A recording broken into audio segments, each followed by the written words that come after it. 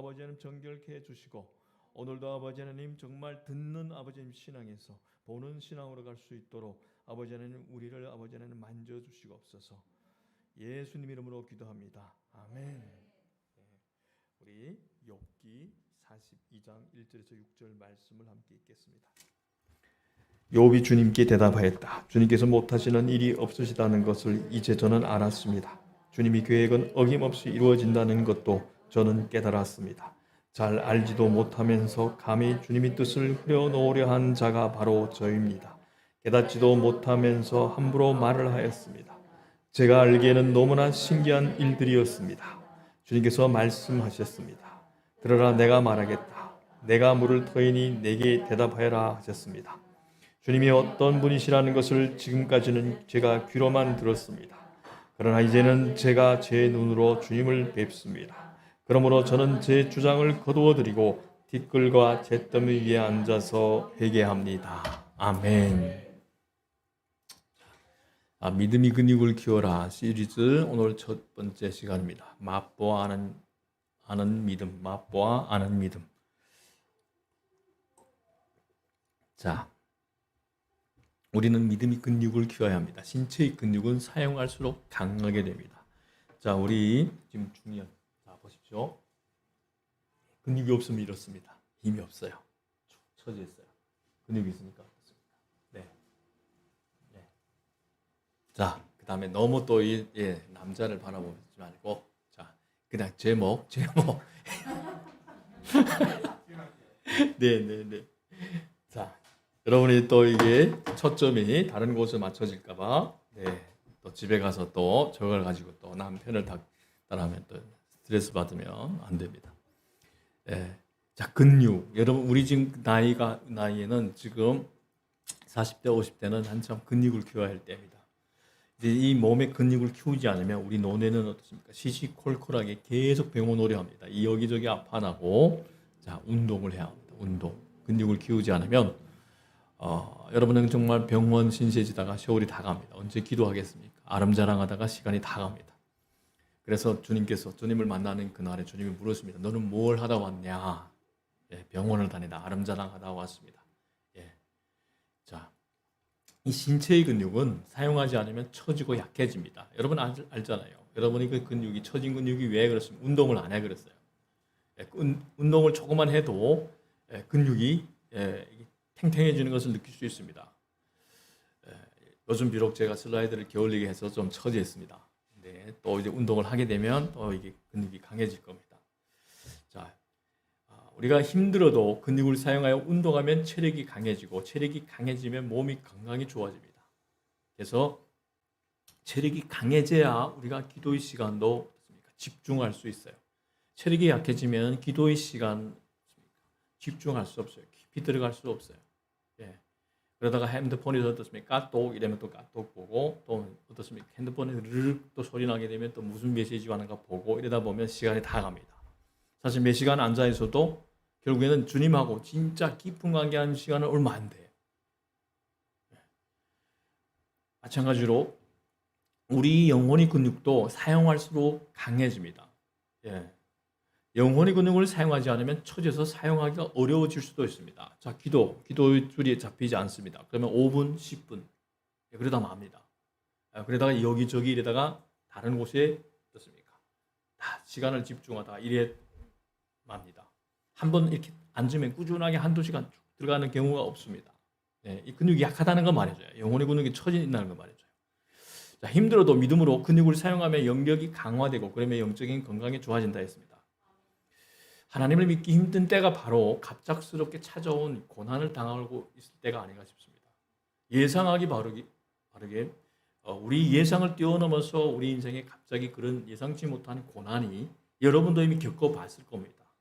저도 갑자기 세 번이 어떻게 보면 큰 고난, 갑자기 아버님이 돌아가시고 어머님이 또 돌아가시고 갑자기 또 아이가 조산하여서 이런 고난 예상하지 못했어요. 전혀 예상하지 못하는데 이런 갑작스러운 고난이 찾아올 때가 있습니다. 마치 그럴 때는 하나님이 나와 함께 계신 것 같지도 않고 더 심할 때는 하나님이 나를 버리신 것 같기도 하고 하나님의 말씀이 정말 살아있는가 이렇게 막 의심될 때도 있습니다. 하나님께서 나를 사랑하신다고 하지만 이 눈앞에 보여지는 참혹한 현실을 보게 되면 마치 나를 버리신 것 같아요.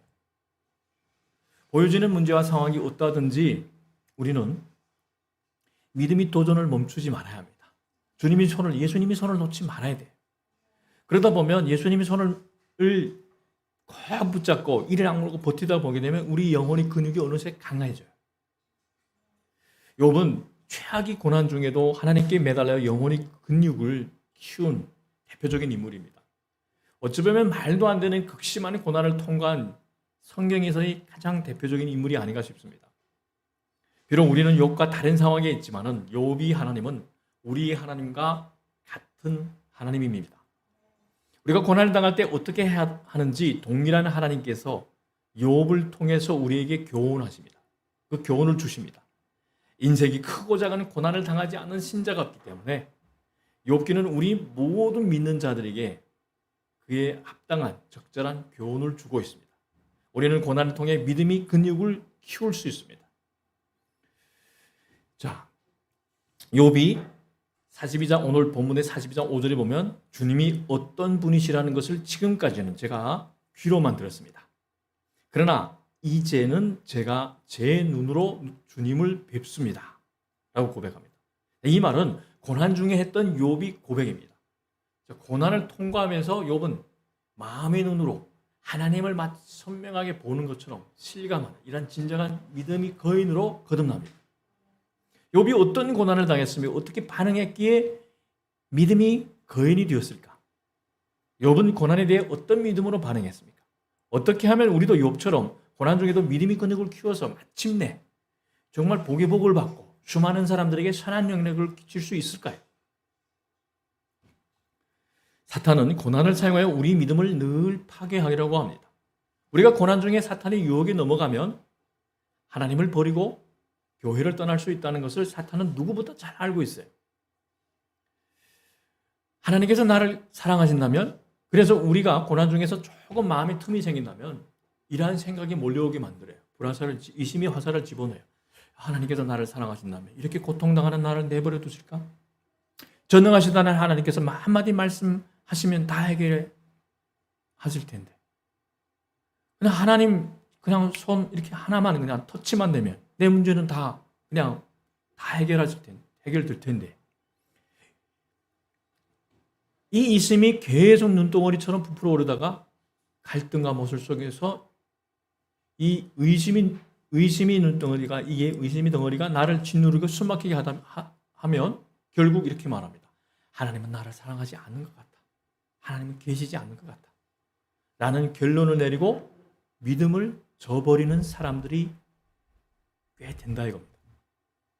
하나님이 욥이 소유물을 치면 욥이 하나님을 욕할 것이라고 사탄이 자신만만하게 말했습니다.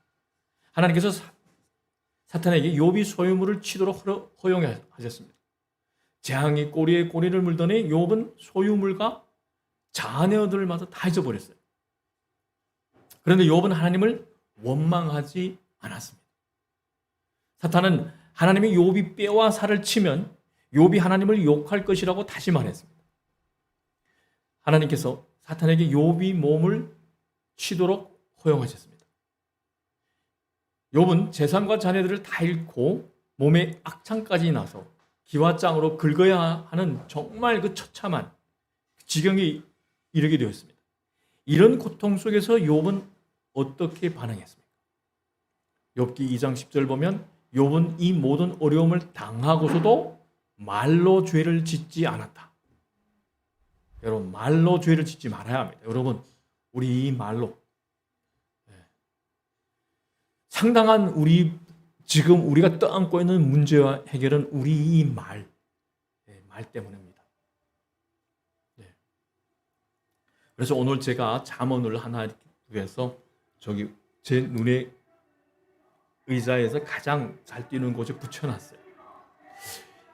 제 문제가 뭐냐면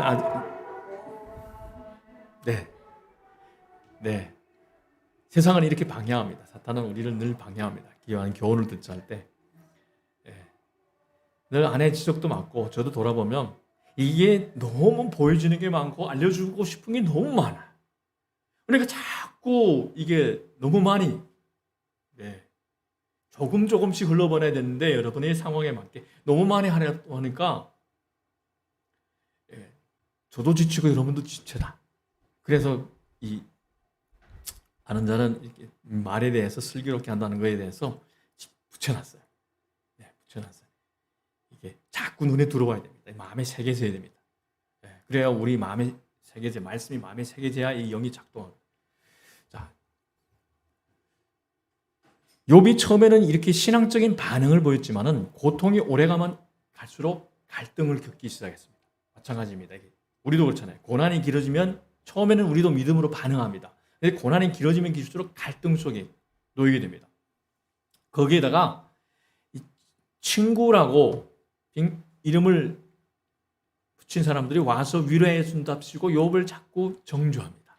비판합니다. 네 죄 때문에 이런 고통을 당하고 있어. 하나님이 이 욥이 죄가 없는 사람이라고 했는데도 이 친구들은 죄가 있다고 계속 정죄합니다. 비판합니다. 그러니까 심리적인 고통, 외적인 이 악창까지 나와서 외적인 고통과 심리적인 고통으로 해서 정말 욥은 너무나 살맛이 안 났습니다. 그래서 하나님 내 목숨을 거둬달라. 이런 상황에 놓이게 할 거면 차라리 태어나지 말게 하지. 왜 이런 상황을 내가 겪어합니까? 그 다음에는 갈등과 모성 속에서 원망하기 시작. 욥은 동양인 중에 최고의 갑부였습니다. 최고의 인기를 누렸던 인물입니다. 여러분, 가난했던 사람이 가난해지면 별로 느끼지 못합니다. 그런데 정말 이 최고의 정상에 있던 사람이 이 바닥에 떨어지게 되면요, 이걸 극복해낸다는 것은 정말 어렵습니다.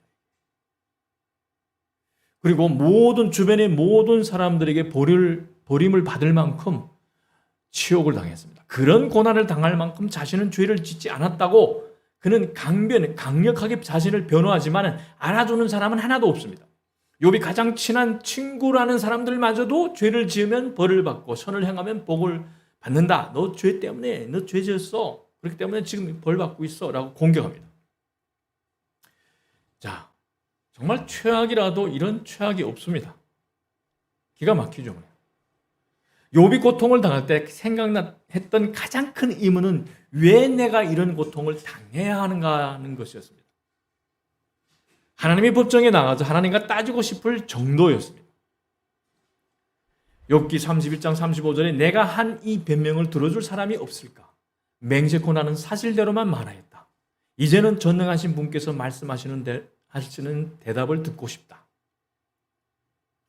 자, 하나님, 왜 제가 이런 고통을 당해야 합니까? 대답 좀 해주십시오. 제가 무슨 죄를 지었습니까? 그러면서 왜 이런 고통을 제가 당해야 합니까? 자, 아주 그냥 욥이 처절한 고통 속에서 이렇게 절규입니다. 절규. 욥은 자신이 고통당한 이유를 알고 싶다고 하나님께 따집니다. 그래서 이 세 친구들이 논쟁을 합니다. 엘리후가 마지막에 나타나고 그 다음에 침묵하고 계시던 하나님께서 38장 1절과 40장 6절에 두 번 폭풍 가운데서 나타나 말씀하십니다. 그런데 욥이 왜요? 왜 제가 이런 고통을 당해야 합니까? 이런 질문에 대답하지 않고 오히려 역으로 욥에게 질문을 하십니다. 우리가 욥기 38장 2절을 보면 내가 누구에게 무지하고 헛된 말로 내 지혜를 의심하느냐. 40장 2절에 전능하신 하나님과 다투는 욥아 내가 나를 꾸짖을 셈이냐. 내가 나를 비난하니 어디 나에게 대답해 보아라. 그리고 40장 9절 10절에 내 팔에 하나님이 팔만큼 힘이 있느냐. 네가 하나님처럼 천둥소리 같은 우렁찬 소리를 낼 수 있느냐. 자, 욥은 알지 못하면서 하나님이 이치를 어둡게 한다는 겁니다. 욥이 하나님께 대들어 하나님을 교정하려 든다는 겁니다. 하나님 이렇게 틀렸어요. 하나님 이거 아니에요. 네. 자, 피조물이 창조주에게 막 달려들어서 막 가르치려고 교정하려 든다. 바로 잡으려고 든다는 겁니다. 욥이 자기는 죄를 짓지 않았고 의로운 하나님께서 고통을 당하시게 하시니 하나님이 공의롭지 못하다는 것입니다. 하나님처럼 능력과 위엄과 존귀가 없으면서 다 알고 다 할 수 있는 것처럼 교만하다는 것입니다. 자, 하나님은 이런 욥에게 하나님 자신이 얼마나 위대하신지를 보여주기 위해서 폭풍 가운데서 말씀하셨습니다. 하나님이 그 존귀와 위엄, 우주 만물을 창조하시니까 하나님이 등장. 그 여기서 무엇을 보여줍니까? 나는 창조주야. 너는 피조물이야. 이걸 보여줍니다. 이 차이가 뭔지를. 우리가 이 이단이나 사입이나 사실 한때는 뭐 소위 우리가 성경의 말씀이 뿌리에 깊이 박지 않으면요, 소위 다 이게 기도한다는 사람들이에요. 열심분자들이에요. 이 사람들이 마치 어느 순간에 내가 신이 돼버렸어. 그러다 보면 내가 하나님인 것 같고 내가 이 우주 만물 이 섭리를 다 아는 것 같고 이거 함부로 막 하나님께 대들고 그 위치를 차지하려고. 욥도 어느 순간에 정말 무음한 사람이었어요. 모든 사람에게 존경을 받았어요. 다 칭찬을 받았어요. 그러다 보니까 마치 자신이 세상 이치를 다 아는 것 같았어요. 그러니까 이 고통이 길어지니까 따지기 시작합니다. 대들기 시작합니다. 창조주한테. 그때 하나님이 등장을 합니다. 너 피조물, 미무라. 예. 창조주가 창조주답게 등장합니다. 그걸 깨우쳐줍니다. 신분의 차이. 창조주와 피조물의 차이를 보여줍니다. 그래서 하나님이 등장하는 위험에 또 하나님의 말씀을 듣고 자신의 존재를 보게 됩니다. 그래서 욥이 고백합니다. 저는 비천한 사람입니다. 제가 무엇이라고 감히 주님께 대답할 수 있겠습니까? 다만 손으로 입을 막을 뿐입니다. 이미 말을 너무 했습니다. 더 할 말이 없습니다. 그제야 정신이 차려진 거예요. 최고의 인기를 누리고 최고의 부를 누리고 정말 제일 믿음이 좋다고 했으니까 자기도 모르게 은연중에 어떻습니까? 너무 이 교만이 있잖아요. 나는 무음한 사람이야. 나는 죄가 없어. 나는 완전한 사람이야. 하는데 그때 하나님이 등장하시니까 그제야 자기를 보게 됩니다. 그러면서 하나님 앞에서 할 말이 없다. 입을 다문다고 했습니다. 그때 하나님께서 다시 폭풍 가운데서 욥에게 말씀하시면서 대답해 보라. 이렇게 하나님이 두 번 욥에게 말씀하신 것은 욥에게 창조주신 하나님의 능력과 위엄과 존귀를 깊이 새기게 하기 위함이었습니다. 욥은 왜 내가 고통을 당해야 합니까? 이유를 말해 주옵소서라면서 자신이 겪는 고통의 이유를 모르는 것이 문제라고 그는 생각했습니다. 그러나 하나님께서는 문제는 그것이 아니라 하나님이 얼마나 크신 분인지를 모르고 욥이 교만에 빠져서 하나님께 대들고 있는 것이라는 거죠. 따지잖아요. 막 팔숨에 건드면서 하나님 내가 왜 이런 걸 당해야 됩니까? 말해 봐라니까요. 네.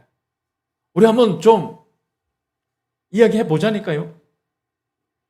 고통을 당하는 욥에게 필요한 것은 고통의 이유를 아는 지식이 아니라 하나님의 위대하심과 선하심에 무릎을 꿇고 그 이유를 비록 몰라도 하나님을 신뢰하는 것입니다. 하나님께서 욥에게 전지전능하시면서 사랑에 충만하신 하나님이 우주와 인간의 통치의 주권에 대들지 말고 이 모든 것을 받아들이도록 도전하신 것입니다. 하나님은 전지전능하며 선하신 하나님의 절대 주권을 욥이 알게 하기 위해 그가 알게 하기 위해서 욥에게 이렇게 질문하셨습니다. 욥기 38장 4절에 내가 땅의 기초를 놓을 때 내가 거기 있기라도 하였느냐? 내가 그처럼 많이 알면 내 물음에 대답해 보아라. 천지 창조할 때 네가 어디 있었냐? 너 창조도 안 됐어 임마. 자, 바닷물이 땅속 모태에서 터져 나올 때 누가 문을 닫아 바다를 가두었느냐? 여기까지는 와도 된다. 그러나 더 넘지 말아라. 도도한 물개를 여기에서 멈춰라 하고 바다에게 명한 것이 바로 나다. 네. 그러니까 이 창조주와 피조물의 차이를 아주 욥이 잊지 못할 정도로 아주 선명하게 입체적으로 보여줍니다. 또 그 위에 뭐 이런 자연을 통해서 짐승을 통해서 아주 선명하게 입체감 있게 하나님께서 말씀해 줍니다. 자, 여러분, 하나님께서 태초에 천지를 창조하실 때 욥은 어디에 있었습니까? 우리는 어디에 있었습니까? 욥은 태어나지도 않았습니다. 우리도 태어나지 않았습니다. 하나님께서 땅의 기초를 어떻게 놓으셨는지 욥이 알 리가 없습니다. 우리도 알 리가 없어요. 하나님께서 바닷물이 땅속 모태에서 터져나올 때 문을 닫아서 바다를 가두시고 여기까지는 와도 된다. 그러나 더 넘어서지는 말아라고 명령하셨습니다. 욥이 바다가 그 모태에서 터져 나오게 할 수 있습니까? 우리가 그 바다를 모태에서 터져 나오게 할 수 있습니까? 우리가 성경을 바라보게 되면 그 가짜 하나님들이 다 이 욥과 하나님의 이 질문과 이 대담을 보면서 우리가 다 알 수 있어요. 우리가 그 이단의 하나님들이 이만희든 좋고 장기자든 좋고 바다를 명해서 야, 너 멈춰 이렇게 할 수 있나요? 없어요. 바다에 빠지면 죽어요. 그냥 그 사람들 소위 하나님이란데 근데 우리가 믿는 우주 만물을 창조하는 하나님은 멈춰 이러면 그 바다가 더 이상 한치도 못 나와요. 멈춰버려요. 그걸 알려주는 겁니다. 이런 성경을 알게 되면요, 정말 너무나 황당한 이런 사람들 믿고 따르는 자체가 있잖아요. 그들이 황당한 말이 거짓이라는 것이 다 드러납니다. 욥이 하나님의 오묘한 지혜를 다 알 수 없듯이 우리도 하나님의 오묘한 지혜를 다 알 수 없어요. 우리는 하나님의 그 무한한 능력을 흉내내도 날 수 없습니다.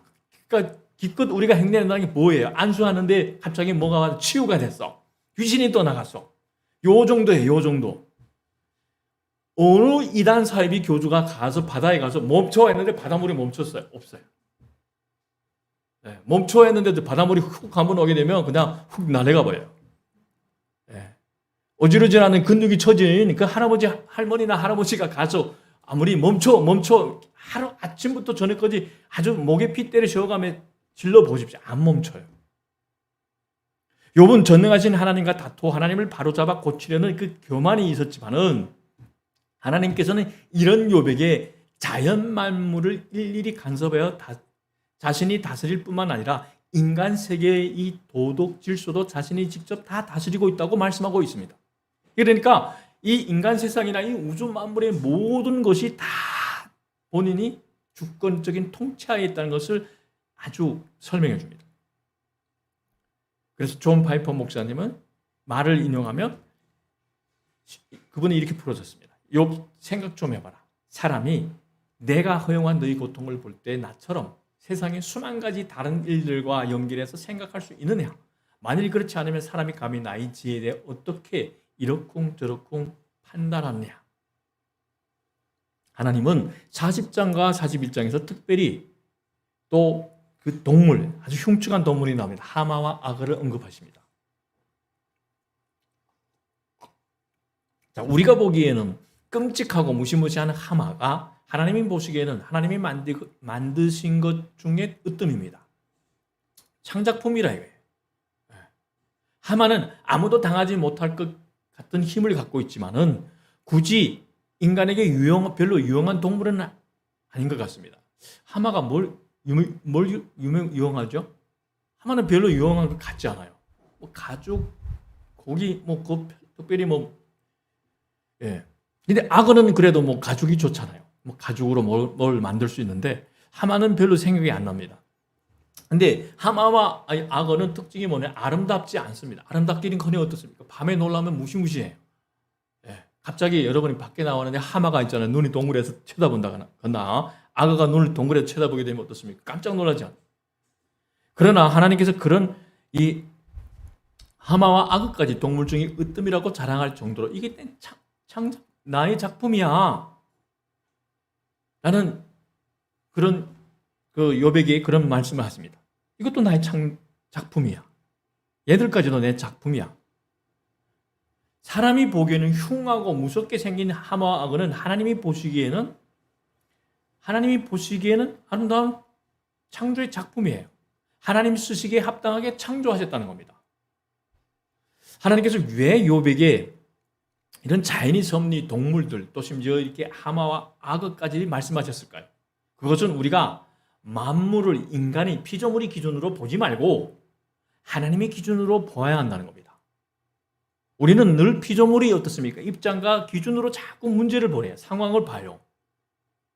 그런데 하나님의 기준으로 봐야 한다는 겁니다. 이 천지 만물을. 우리가 자연 만물이 아니라 이 세상의 도덕 질서도 우리 기준이 아니라 하나님의 오묘한 기준으로 보아야 한다는 겁니다. 우리가 이해할 수 없는 부분까지 하나님께서 다 보고 주관하신다는 것입니다. 상대적으로 오히려는 욥이 고통을 당하는 것도 우리가 이해할 수 없는 하나님이 오묘한 뜻이 있다는 겁니다. 욥은 하나님의 놀라운 주권 앞에서 자신이 의롭고 잘 안다고 하던 마음이 교만이 녹았습니다.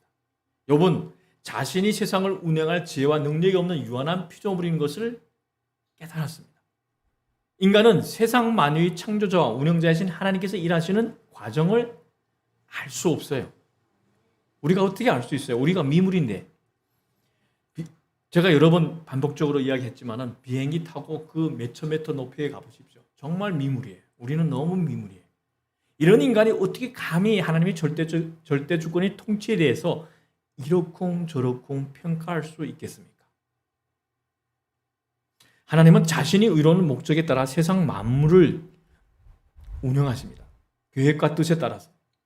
하나님은 욥에게 거룩한 목적에 맞게 힘을 사용하고 계십니다. 하나님의 주권이 옳다는 것은 그것이 창조자이시며 운영자이신 하나님이 하시는 일이기 때문일 뿐만 아니라 그것이 하나님의 구원의 계획과 뜻에 하나님의 정의로운 그 통치에 맞기 때문입니다. 우리는 이해할 수 없어요. 하나님은 욥에게 그가 겪는 고통의 이유를 설명하지 않으시고 하나님이 만유와 인간을 창조하시고 통치하시는 주권자임을 강조하십니다. 나는 온 우주 만물을 창조하고 다스리는 창조자야. 너는 일개의 피조물이야. 네가 어떻게 피조물이 어떻게 창조주의 섭리를 알 수 있겠니? 라는 걸 가르쳐주는 겁니다. 욥에게 고통을 허용하신 것에는 욥이 이해하지 못하는 목적이 있다는 겁니다. 자, 이 일이 꼬이고 틀어지는 경우에도 하나님께서는 우리가 이해할 수 없는 방식으로 선한 목적을 이루어 가십니다. 자, 뜻밖의 우리가 예상하지 못하는 고통이 우리 삶 속에 임하잖아요. 거기에 숨겨져 있는 하나님의 뜻을 발견해야 합니다. 그러면 우리는 어떻습니까? 믿음의 근육을 키워가며 욥처럼 믿음의 사람이 될 수 있습니다. 욥은 자신이 고통의 문제에 대한 대답, 즉 왜 고통이 나에게 왔는가에 대한 대답을 자신이 원하는 대답을 자신이 원하는 방식으로 비록 얻지 못했지만 하나님께서는 모든 것을 합력하여 선을 이루신다는 것을 분명히 알게 되었습니다. 전지전능하신 사랑의 하나님께서 욥이 이해하지 못하는 방식으로 욥에게 유익한 작업을 하셨던 겁니다. 하나님은 우리가 이해하는 방식이 아닌 그분만의 방식으로 작업을 하고 계십니다. 고난을 통해서도. 근데 문제는 자꾸 우리 방식으로 그 문제를 상황을 풀어나가려 해요. 그러니까 자꾸 꼬여요. 주님과의 인격적인 만남을 통해서 욥이 생각이 틀이 완전히 뒤집어지고 바뀌게 됩니다. 욥은 하나님 안에서 진정한 평안을 찾았습니다. 인격적인 만남이 이루어지니까 평안이 들어오는 거예요. 왜냐하면 마음의 눈으로 예수님을 바라본 겁니다. 이 마음의 눈이 영의 눈이 열리게 되면요, 예수님이 보여요. 예. 그리고 또 더 나아가서는 천군 천사들도 보여요.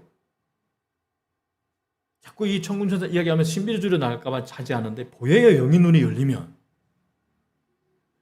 자, 욥은 더 이상 요구하지 않고 그저 하나님만 경배하게 되었습니다. 욥이 주님께 대답했습니다. 주님께서는 못하시는 일이 없으시다는 것을 이제는 저는 알았습니다. 주님의 계획은 어김없이 이루어진다는 것도 저는 깨달았습니다. 욥은 자신이 고통을 당할 만한 죄를 짓지 않고 자신은 의로운 사람이라는 것을 강조하는 가정에서 의로운 나를 어떻게 이렇게 괴롭힐 수 있습니까? 라는 식으로 하나님께 의로움에 대한 문제를 제기했습니다. 아니, 내처럼 이 죄를 안 짓고 이렇게 사는 사람을 왜 하나님께서 괴롭힙니까? 이것이 욥이 마음에 깊이 박혀있던 교만입니다. 하나님께서는 이것을 지적하여 제거해 주셨습니다. 그래서 말씀의 거울에 계속 비춰가는 게 보면 나 정도면 내가 기도하면 나 정도 기도하면 나 정도 믿음이면 이러한 것이 나에게 있는지 욥처럼 어떻습니까? 나 정도면 참 의로운데 당대 의인인데 이런 것이 바로 교만이다 이겁니다. 욥이 의로움 속에 자기의라는 불순물이 들어있기 때문에 하나님께서 그것을 녹여 없앤 겁니다. 욥이 고통은 벌도 아니며 하나님의 징표도 아닙니다. 욥이 고통은 마치 어떻게 보게 되면 마치 이 의사의 수술 칼날 같았습니다. 그것을 교만을 도려낸 겁니다. 고난을 통해서. 순교적 정신으로 헌신하는 바울에게도 그가 교만하지 않게 하시려고 교만 제어 장치로 질병을 허용하셨습니다. 저에게도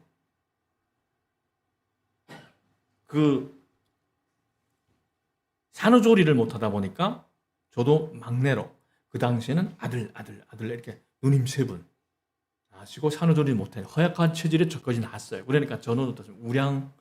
우량 아이가 될 수 없어요. 어릴 때부터 시시콜콜해서 계속 약 달고 있었어. 그래서 지금도 너무 있잖아요. 너무 어디 가서 이렇게 또 돌아다니지도 못해요.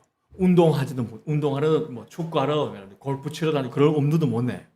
설교 준비하고 영성 관리하고 가정 좀 챙기거나 하면 체력이 한계가 와요. 근데 그게 은혜라고요. 제가 만약에 힘이 막 뻗쳐나 그러면 어떻습니까? 아마 제 성격에는요 이 조선 팔도를 지금 그냥 1년에 한 대여섯 번씩 막 그냥 이 발에 그냥 먼지가 날 정도로 막 돌아다닐 것 같아. 근데 적당하게 그냥 핥고 그다음 체력이 빠지면 꼼짝 못하고 쓰러져. 바울에게도 그렇습니다. 이 제어 장치로 질병을 허락해 줬어요. 가시, 육체적인 가시. 그래서 이 교만병을 고난으로 욥이 이 교만병을 수술해 버렸어요. 이것이 하나님의 최고의 사랑입니다. 이 안전장치를 해준다는 자체가 최고의 사랑이에요. 우리 삶 속에 다 어느 정도의 그런 고통이 있잖아요. 고난이 있잖아요. 때로는 돌아보면 그게 교만의 제어장치라고. 고마워해야 돼.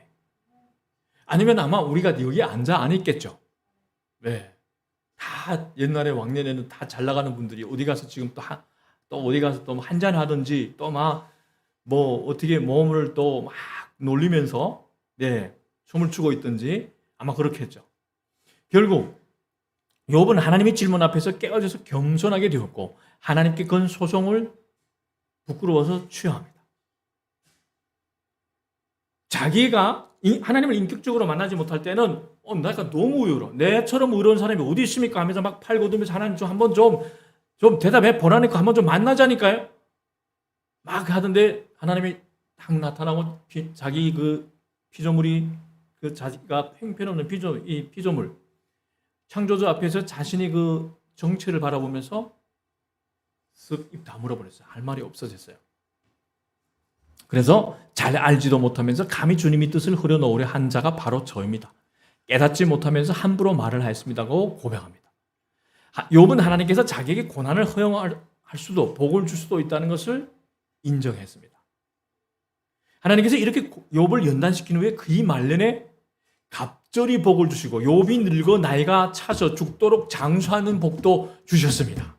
이러한 복이 여러분에게 임하기를 주님 이름으로 축복합니다. 아멘. 가능합니다. 요즘에 성경 연구하면서 가능하구나. 근데 문제는 내가 어떻게 취하느냐예요.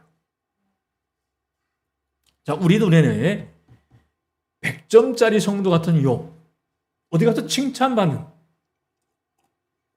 정말 모범이에요. 이 사람은 내둬도 정말 모범이에요. 성도의 모범이에요. 기도의 모범이에요. 모든 것의 모범이에요. 그런데 회개합니다. 욥은 재앙을 불러올 정도로 죄를 짓지 않았습니다. 욥의 고통은 하나님이 내리신 벌이 아니라 사탄에게 하나님이 허용했던 것입니다. 자, 우리 주님은 때로는 이렇게 어떻습니까? 우리를 더 정금같이 나오게 하기 위해서 특정된 고난도 허락해 주신다는 겁니다. 사탄에게. 왜냐면 봤는데 이 친구는 한 걸음 더 나아갈 수 있어요. 더 크게 될 수 있어요. 그럴 때 이러한 특정된 고난을 허락해 준다는 거예요. 그래서 고난을 당하기 전에 욥은 특별히 회개할 만한 죄를 짓지 않았지만은 고난을 당한 후에 주님을 만난 후에 그 창조주 앞에서 피조물로 서서 자신을 바라본 다음에 회개합니다. 욥이 회개한 것은 거룩하신 하나님 앞에서의 인간이 일반적인 죄성과 고통을 당한 후에 보였던 자신이 부적절한 반응 등에 대해서입니다. 자, 하나님께 대들고 불평했던 거, 자기가 옳다고 주장하면서 하나님의 공의를 문제 삼은 거, 하나님께서 자기를 친구가 아니라 적으로 삼으셨다고 한 거, 잘 모르면서도 아는 척 했던 거, 큰 소리 쳤던 거, 이러한 등등. 결국 욥은 위대한 하나님의 주권에 압도되고 깨어져 변화한 신앙인으로 성장합니다. 그러니까 고난을 이렇게 통과할 때, 하나님이 우리에게 허락한 특정된 고난을 허락할 때 우리는 이러한 신앙인으로 변화할 수 있다는 겁니다. 우리가 진정 하나님을 인격적으로 만나 그 주권적 위험 앞에 깨어질 때 어린 아이처럼 심령이 가난해집니다. 매일매일 어린아이가 아빠를 바라보는 것처럼 아빠 오늘 나에게 무슨 은혜 부어줄 거야? 아빠 오늘 이 말씀 통해서 오늘 나에게 뭘 깨닫기 원해? 이러한 정말 그 영혼이 아주 수수정같이 맑은 이런 상태로 될 수 있어요. 결국 욥은 이렇게 고백했습니다. 주님이 어떤 분이시라는 것을 지금까지 제가 귀로만 들었습니다. 그러나 이제는 제가 제 눈으로 주님을 뵙습니다. 하나님을 인격적으로 만난 후에 욥은 하나님께 엎드리는 굴복의 태도를 보입니다. 자, 우리는 하나님이 어떻습니까? 제가 지금 저희 형제가 저희 큰 누님이 둘째 누님이 저기 중국에 있어요. 눈으로 보지 못하지만은 지금 있다는 거 알아요. 전화를 누르면 소리 들으면 그쪽에 있다는 거 다 알아요. 이렇게 믿어라 이거예요. 지금 당장 눈앞에 내 눈앞에 안 보여도 하나님이 하늘 보좌 위에 예수님이 하늘 보좌 위에 오른편에 기도하고 계시는 거예요. 그것이 그리고 예수님이 나의 모든 언행을 살펴보고 계시고 예수님이 내가 대화하면 기도할 때면 예수님이 나의 앞에 계시고 주변에도 계시다는 것을 믿어야 이게 보여지는 거예요.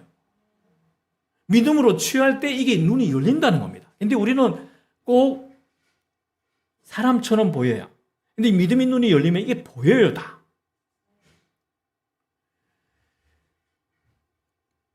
그래서 이 영의 논리에서 하나님을 인격적으로 실제 만나고 믿는다는 겁니다. 욥은 고난을 통해서 믿음의 근육이 진정으로 튼튼하게 세워졌습니다.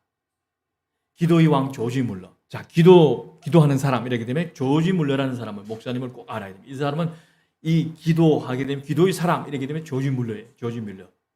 기도한다 이렇게 되면 조지 물러를 모르면 기도를 한다고 못 말합니다. 기도의 사람. 자, 조지 밀러 목사님은 평소에 믿음의 근육을 사용하여 키운 정말 기도의 사람입니다. 그런데 이 기도의 사람에게 불행이 닥쳐왔습니다. 1870년 1월 6일에 류마티스열로 아내를 잃었습니다. 이 밀러는 이 아내와 몇 년 살았는가 39년 4개월을 함께했던 사랑하는 아내를 그만 잃고 말았습니다.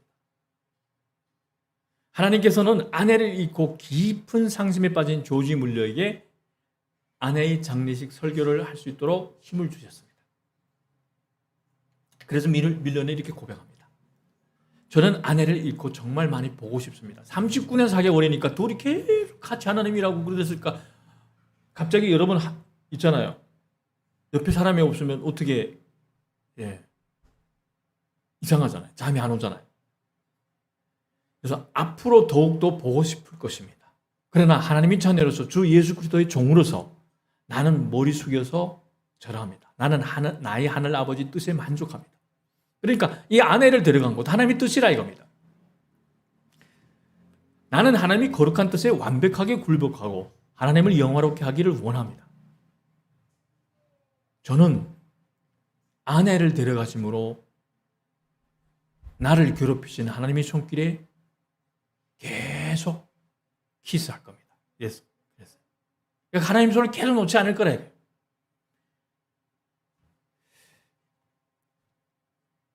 하나님께서 왜 내가 고난을 당해야 합니까? 라는 욥이 질문에 대답하지 않으셨지만 욥을 만나 주셨기 때문에 욥이 모든 갈등과 문제는 해결됐습니다.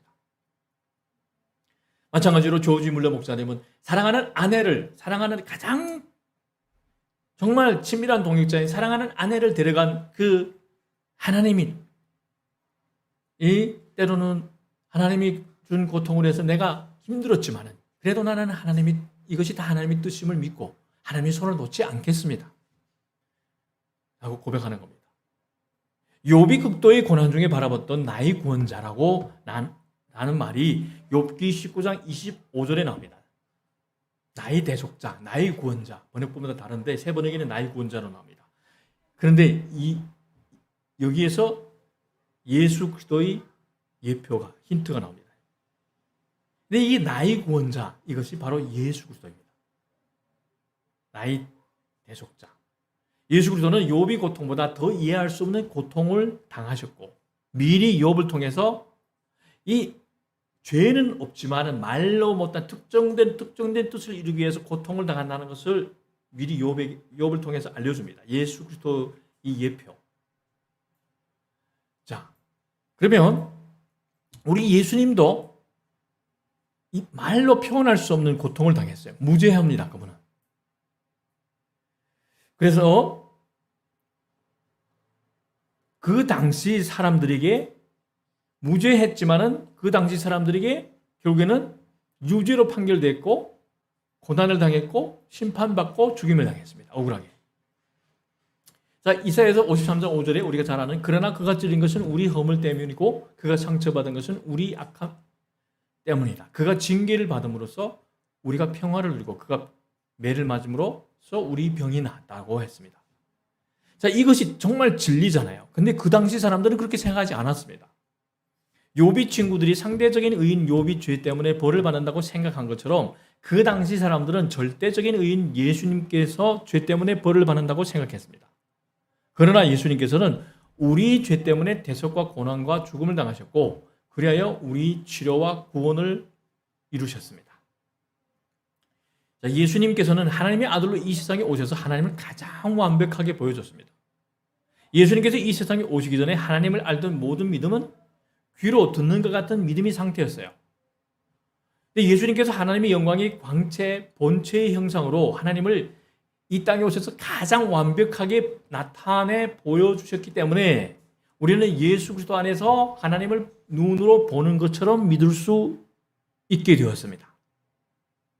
예수 그리스도 안에서 우리는 삶의 현장, 특별히 고난의 과정에서 하나님을 체험하고 눈으로 보듯이 하나님을 믿을 수 있게 되었습니다. 이것이 얼마나 큰 축복인지 모릅니다.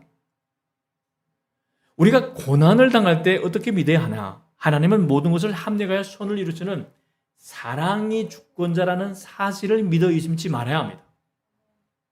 분명히 뜻이 있다는 겁니다. 고난에는. 뜻이 없는 고난이 없어요.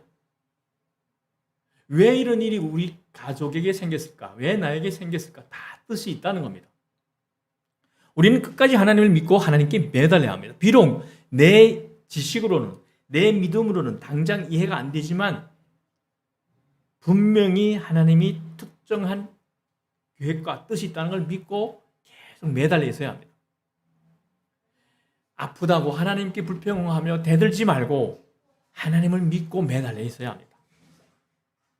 죽겠다 싶을 때 하나님이 선하신 뜻을 붙들어야 합니다. 울면서 하나님을 버리지 말고 하나님께 매달려 있어야 합니다. 넘어져도 하나님과 등지며 뒤로 넘어지지 말고 넘어져도 어떻습니까? 앞으로 하나님 품 안에 넘어져야 합니다. 아무리 고통스러워도 하나님은 없다. 하나님이 날 버렸다. 라고 함부로 말하지 말아야 합니다. 그러니까 이게 믿음이 없는 소리를 절대 함부로 내뱉지 마십시오. 그것이 이걸 준비하면서 우리 안에 많은 분들이 함부로 내뱉은 이 말이 결국에는 오늘날의 우리 이 문제와 상황을 가져왔다는 것을 하나님이 깨닫게 해줬어요. 그래서 정말 기도할 때는 내가 믿음이 없이 뱉은 이 말 한마디 한마디 돌아보며 회개하십시오. 철저하게. 그것이 풀려야 합니다. 그래서 아무리 고통스러워도 하나님에 대한 부정적인 이야기, 불평은 하지 말아야 합니다. 이해 못해도. 그것은 내가 믿음이 연약하기 때문에, 내가 인간이 창조 피조물이기 때문에, 미물이기 때문에 알지 못하는 것이에요. 그래도 한 가지만은 분명한 것은 십자가를 바라보면서 그래도 하나님은 살아계신다. 그래도 하나님은 나를 최고로 사랑하신다. 그래도 하나님은 나를 지금 멋진 작품으로 빚고 계신다. 라는 것을 믿어 나가야 합니다. 우리가 아무리 고통스러워도 끝까지 하나님께 매달리면 어느 정도 우리 믿음이 근육이 키워졌을 때 하나님께서는 분명히 우리를 만나 주십니다. 하나님께서 말씀으로 우리를 만나 주셔서 우리를 살려 주십니다. 제가 연속 이어지는 아버지가 돌아가서 신학을 부르심에 순종해서 신학을 시작했잖아요. 근데 우리 아버지는 그러기 때문에 몸도 좋으신데 그러면 장수이주를 누려야 되잖아요. 그런데 60대 초반에 돌아갔어요. 그러면 아버지가 돌아갔으면 그러면 저희 어머님은 그래도 제 곁에 오래 있어야 되잖아요. 어머니도 70대 중반에 돌아가셨어요. 당장 그러니까 뭐죠? 고아가 된 기분이에요. 고아가. 여러분은 아직 고아가 안 됐죠. 당연히 부모님이 계시니까. 예. 어머님이 계시든 아버님이 계시든 이렇게 계시니까. 근데 여러분 나중에 부모님이 돌아가시면요. 이 고아가 뭔지 알아요. 굉장히 황량한 들판에 홀로 써 있는 것 같아요. 그 전에 아버지 계실 때는 아버지 사랑은 산 같잖아요. 뭔가 뒤에 있잖아요. 바람을 막아주는 이렇게 산이 있는 것 같아요. 예. 근데 그나마 그래도 어머님이 계실 때는 그래도 나무 한 그루에도 기댈 나무가 한 그루에도 있는 것 같았어요. 근데 다 없으니까 황량한 들판에 추워. 그래서 어떨 때는 저희 아내가 장모님하고 이렇게 다정하게 통화하잖아요. 옆에서 물끄러미 바라볼 때 가만히 있다가 제가 혼자 제 방으로 들어갈 때가 있어요. 부러워서. 그러면서 엄마가 생각나요. 엄마가 계셨더라면, 아버지가 님이 내 곁에 계셨더라면. 그런데 여기까지 또 됐어요. 또 이것이 그렇고 계속 연속이 일어나니까. 그런데 단 한 가지 뭐냐면 원망 안 했어요. 그래도 뭐냐면 뭔가 뜻이 있을 거야. 그래도 나한테 주님을 만난 나한테, 십자가 복음을 경험한 나한테 이런 일이 생겨서 감사합니다. 이런 고백이 계속 나면 예수님의 손을. 그러니까 없으니까 그때는 어떤 고백이 나냐면 이젠 주님밖에 없어요. 제가 믿고 의지할 구석은 주님밖에 없습니다. 그러니까 주님한테 매달리니까 뭐가 생깁니까? 믿음이 근육이 생겨요. 대롱대롱 계속 매달려 다니니까 어떻습니까? 이 근육이 생기잖아요. 그때 기도하는데 2016년에 말에 기도하는데 여기 연단은 끝났다. 어디 가야 됩니까? 근데 올라오는데 늘 고마워요. 감사해야 됩니다. 다른 사람이 조금만 베풀어 준 걸 잊어버리지만 서운한 걸 기억하는 게 아니라 믿음이 사람은요 늘 좋은 것만 기억합니다. 선교전 목사님한테가 그 논산 딸기를 가지고 갔어. 고맙다고. 올라오는 걸음에 그래도 고맙다고. 어머니 장례식에 와서 고맙다고. 그러니까 그분을 통해서 여기까지 인도해 주더라고. 이 땅에 내 교회를 세워라. 그러니까 아무리 힘들어도 끝까지 하나님께 매달릴 때 욥을 만나 주신 하나님께서도 분명히 여러분을 만나 주시고 회복시켜 주신다 이겁니다. 고난 속에서 믿음이 흔들릴 때 욥처럼 포기하지 말고 끝까지 하나님을 붙들고 매달려서 믿음이 근육을 키워야 합니다. 하나님께서 욥을 만나 주시냐? 욥은 회개했습니다. 하나님께서는 욥을 회복시켜 주셨습니다. 하나님께서 욥이 회개로 하나님과의 관계가 회복되게 했고 욥이 영은 살아났습니다. 고난을 통과한 욥이 나머지 인생은 우리가 상상도 못할 축복으로 이어졌습니다. 자, 그러면 여러분의 인생도 가능하다 이겁니다. 성경은 우리에게 늘 가능성을 다 열어놓고 있습니다. 요한삼서 1장 2절에 사랑하는 이여 나는 그대의 영혼이 평안함 같이 그대에게 모든 일이 잘 되고 그대가 건강하기를 빕니다. 여기에 뭐가 됩니까?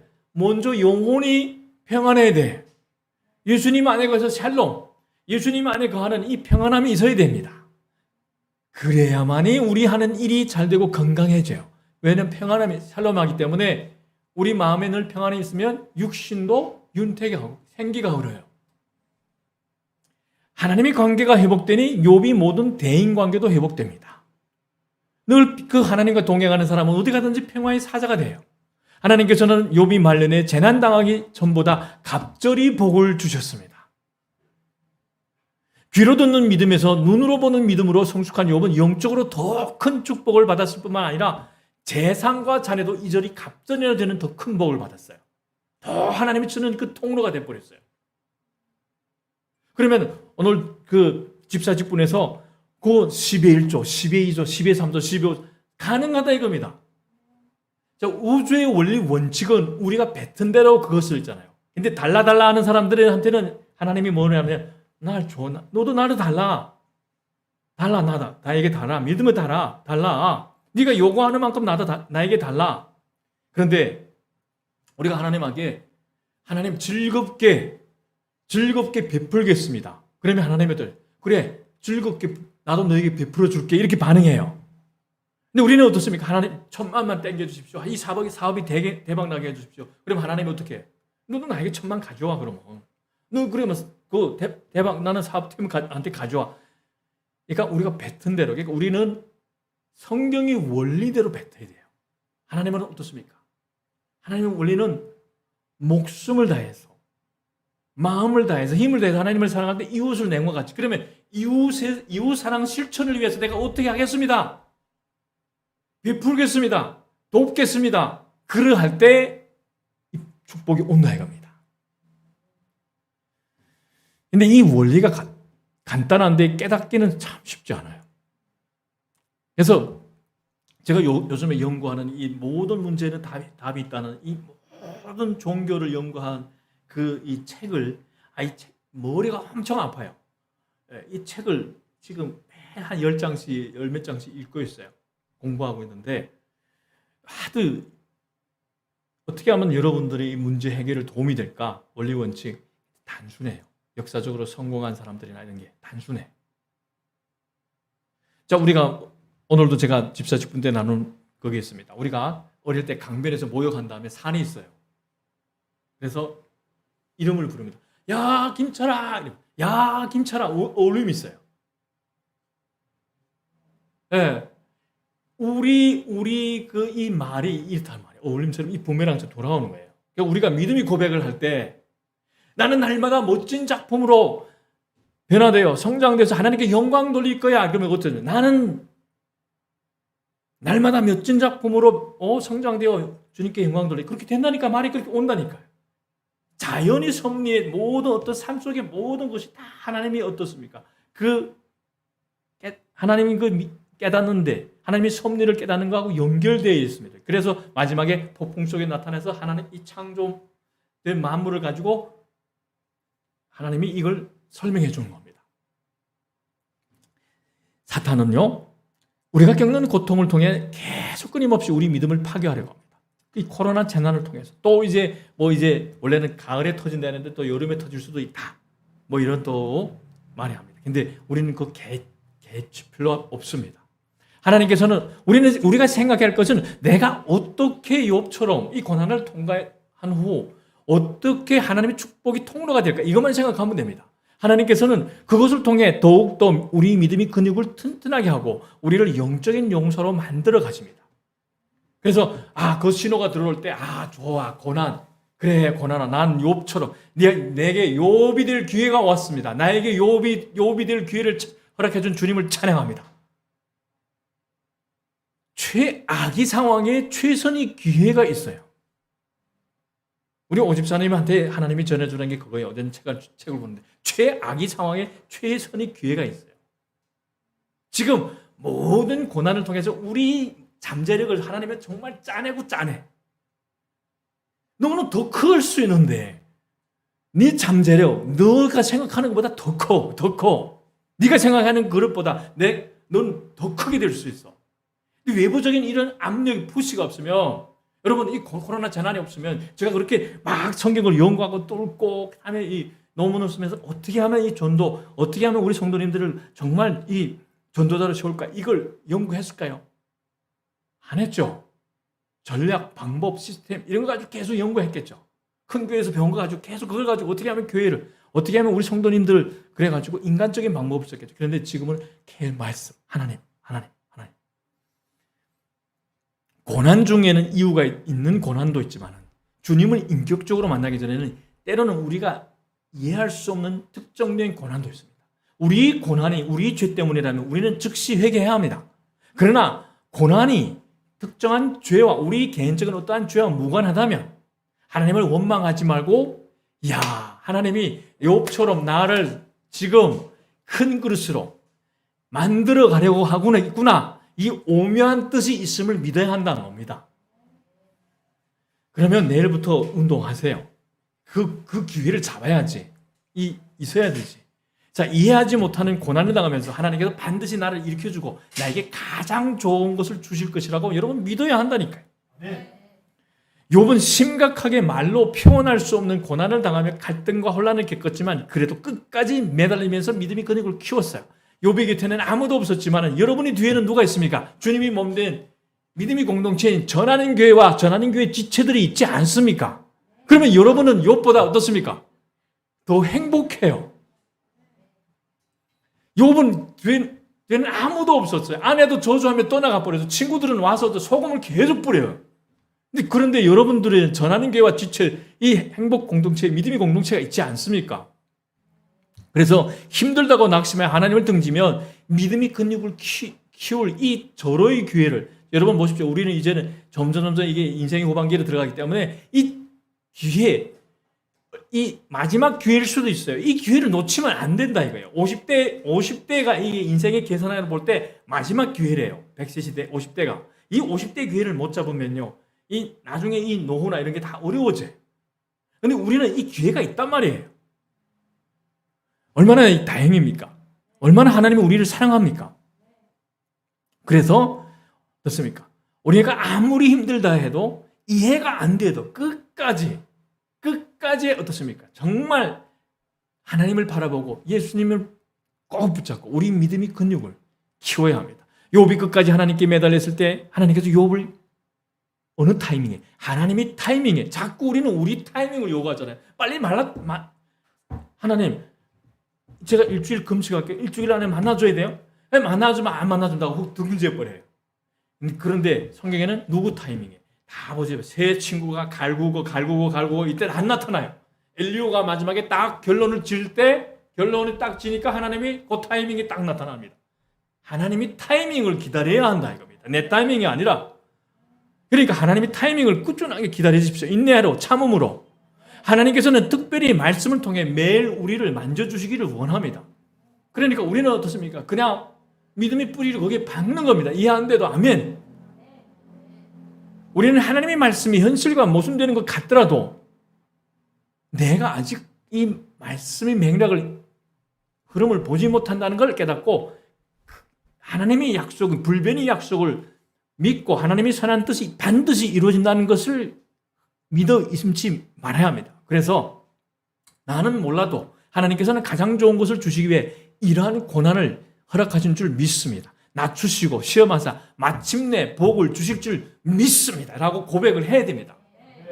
우리가 이렇게 끝까지 하나님께 매달리면요, 하나님께서 우리를 꼭 만나주셔서 우리가 하나님에 대하여 귀로 듣는 차원이 아니라 눈으로 보는 차원까지 이르게 하실 것입니다. 제가 믿음이 근육이 시리즈를 끝날 때 여러분이 어떻습니까? 여러분이 영안에 열려갖고 나를 더불어 지금 천사들이 포진했다, 이런 것도 보는 눈이 열리기를 주님 이름으로 축복합니다. 그래서 여러분이 그때 고백합니다. 주님이 어떤 분이시라는 것을 지금까지는 제가 귀로만 들었습니다. 그러나 이제는 제가 제 눈으로, 욥처럼 제 눈으로 주님을 뵙습니다. 이러한 고백이, 욥이 고백이 여러분이 고백이 되고 여러분이 고백으로 고백되어지기를, 또 욥에게 임한 요 타이밍이 중요합니다. 요 타이밍에 졸면요, 요 축복을 못 받아요. 욥에게 임한 그 갑절의 축복이, 여러분 제가 이렇게 할 때 여러분은 그냥 믿음이 손으로 받아채십시오. 저는 옛날에 그럴 때 다 챘어요. 목사님들 그럴 때 채버렸어요. 그럴 때 이 축복이 여러분에게 임하기를 주님 이름으로 축복합니다. 아멘. 예, 여러분 그걸 받은 줄 믿습니다. 네, 그리고 믿으십시오. 예, 저는 오늘 이걸 준비하면서 이걸 그러면서 그걸 챘어요. 예. 그래서 오늘은 또 여러 가지 또 응답도 받고. 자, 우리 기도합시다. 조금 더. 우리 일단은 요 마무리 설교 마무리하는 기도합시다. 자, 하나님, 그동안 나의 삶의 고난을 나의 죄로 인해서 그 고난, 이루어진 고난, 나의 말이 뱉어진 것으로 인해서 내 삶에 아버지 이루어진 그 고난, 고통 회개합니다. 이제는 아버지 하나님, 하나님이 뜻이 않으면 함부로 내뱉지 않겠습니다. 아버지 하나님, 내가 아는 것처럼 하나님을 함부로 평가하지 않겠습니다. 하나님의 뜻에 맞서 이러한 요기 아버지 하나님 회개합니다. 그리고 아버지 하나님, 또한 나의 삶 속의 고난은 또한 특정된 욥처럼 아버지 하나님, 그 고난을 통과해서 주님과의 그 인격적인 만남으로 이어지는, 또한 아버지 하나님, 내가 그 고난을 통과할 때 하나님께서 축복을 주시기 위해서 나를 연단하는 아버지 하나님 그 뜻이 담겨 있다는 것도 받아들입니다. 아버지 하나님, 이 시간 기도할 때 욥에게 임했던 동일한 은혜가 우리 성도들에게 임하게 해주시옵소서. 자, 우리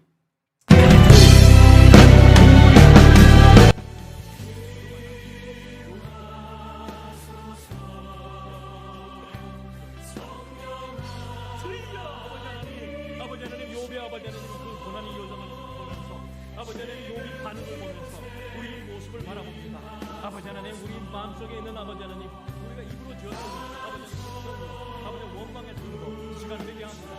보이는 은혜를 구하고 아버지 하나님 주의 보여도 아버지 하나님, 우리 아버지 하나님 정결해 주시고 우리 아버지 하나님 정말 마음을 찌는 회개를 받아주시고 아버지 하나님 이제는 아버지 하나님 주님을